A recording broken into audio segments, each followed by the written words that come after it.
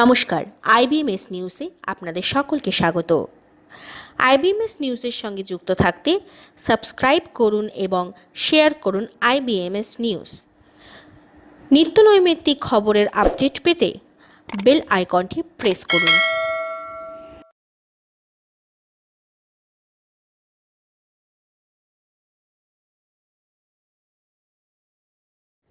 नमस्कार, मैं डॉक्टर अरुण कुमार।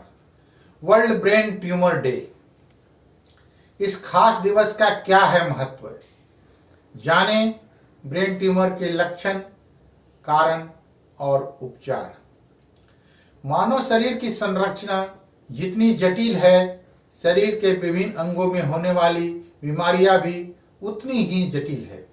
दिल, किडनी, लीवर, फेफड़े, मस्तिष्क आदि में होने वाली बीमारियां तो और भी जटिल होती है। एक ऐसी ही जटिल बीमारी है ब्रेन ट्यूमर। यह दरअसल मस्तिष्क में होने वाली कोशिकाओं का जमाव है। जब ये कोशिकाएं अनियंत्रित रूप से बढ़ने लगती है, जमने लगती है, तो यह ट्यूमर जानलेवा भी हो सकता है। इसके प्रति दुनिया भर के लोगों में जागरूक करने के लिए हर साल 8 जून को विश्व ब्रेन ट्यूमर दिवस मनाया जाता है। इस दिन देश के विभिन्न हिस्सों में होने वाले कार्यक्रमों में ब्रेन ट्यूमर के लक्षण, कारण और उपचारों के बारे में बताया जाता है। इस दिवस को सबसे पहले साल 2000 में मनाया गया था। इसकी शुरुआत जर्मन ब्रेन ट्यूमर एसोसिएशन की ओर से की गई थी। इस संघ का गठन साल 1998 में हुआ था। इस संघ में 14 देशों के 500 से ज्यादा सदस्य शामिल हैं। इसी संघ ने 8 जून को ब्रेन ट्यूमर डे घोषित किया था। तब से हर साल इस बीमारी के प्रति जागरूकता के उद्देश्य से यह दिवस मनाया जाता है। तो आइए जानते हैं इस बीमारी के लक्षण, कारण और उपचार के बारे में। ब्रेन ट्यूमर है क्या? शरीर के किसी अंग में अनावश्यक कोशिकाएं बढ़ने लगती है तो वह ट्यूमर का रूप ले लेता है। कोशिकाएं में वृद्धि के कारण ही कैंसर भी होता है। ऐसी ही मस्तिष्क में जब कोशिकाएं अनावश्यक रूप से बढ़ने लगती है तो यह ब्रेन ट्यूमर कहलाता है। अगर समय रहते इसका उचित इलाज नहीं कराया जाए तो यह खतरनाक साबित हो सकता है। ब्रेन ट्यूमर के लक्षण क्या हैं?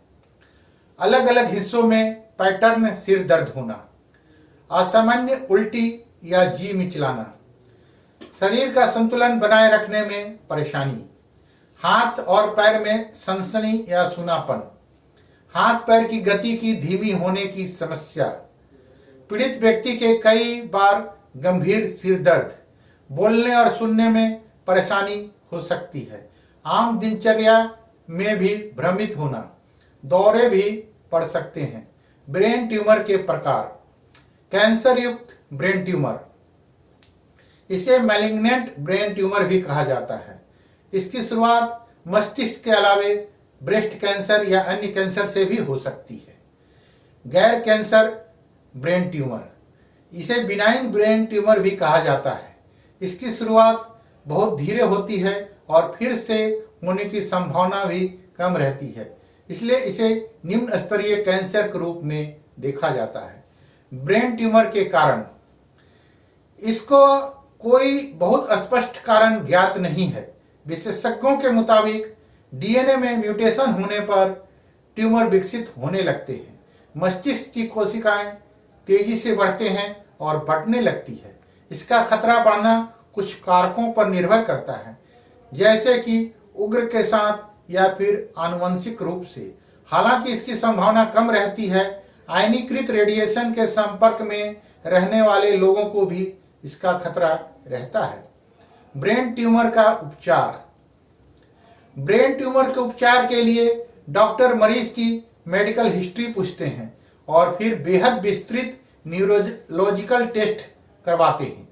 डॉक्टर देखते हैं कि व्यक्ति का क्रैनियल नर्व काम कर रहा है या नहीं, उसकी स्मृति और मांसपेशियों की ताकत का भी मूल्यांकन करते हैं। इसके अलावा भी डॉक्टर कई अन्य तरह की जांच भी करवा सकते हैं जिसके आधार पर उपचार शुरू किया जा सके। सिर का सीटी स्कैन मस्तिष्क का एमआरआई, एंजियोग्राफी, सिर का x ray, biopsy test. Brain tumour का उपचार जगह, ट्यूमर के आकार और प्रकार पर निर्भर करता है। पीड़ित व्यक्ति के समान स्वास्थ्य को देखते हुए उसकी सर्जरी पर विचार किया जाता है। मस्तिष्क के अन्य हिस्सों को नुकसान पहुंचाए बिना सर्जरी करना डॉक्टर का उद्देश्य होता है। ट्यूमर को सर्जरी की सीमा के क्षेत्र से के भीतर हो तभी सर्जरी सुरक्षित हो पाएगी। सर्जरी को कीमोथेरेपी और रेडिएशन जैसे थेरेपी उपचारों के साथ भी जोड़ा जा सकता है। न्यूरो सर्जरी पूरी होने के बाद मरीज को स्पीच थेरेपी, ऑक्यूपेशनल थेरेपी और फिजिकल थेरेपी की आवश्यकता हो सकती है। धन्यवाद। आपका अपना डॉक्टर अरुण कुमार।